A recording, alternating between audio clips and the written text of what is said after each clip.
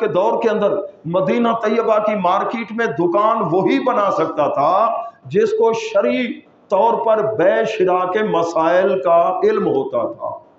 وہ مسائل سیکھتے تھے، یہ جائز ہے، یہ ناجائز ہے، یہ بے کا یہ طریقہ ہے۔ اب ہمارے ہاں تو وہ سلسلہ، تو اس لیے ماپ تول میں کمی کرنا اور دکھانا کچھ، آگے پھر کچھ ڈالنا، دھوکہ کرنا اور عیب والی چیز کو بیچنا، منبع عیبن لم یزل فی مقت اللہ، عیب ہے چیز کے اندر چھپا کے دے رہا ہے، اللہ کا غضب اس پر نازل ہوگا۔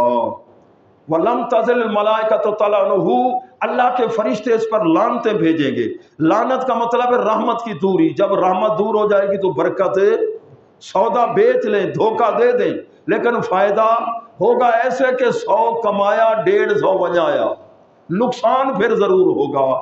تو اب مسلمانوں کا مزاج ایسا بن چکا ہے، دھوکہ دینا، دکھایا کچھ ہے پھر ڈالا کچھ ہے۔ آج کل جو حالات ہیں، اللہ تعالی ہماری نیتوں کو درست فرمائے، یہ ہمارے اختیار میں ہے۔ نیت ایسی نہ ہو جس طرح جلیبی سیدھی ہوتی ہے۔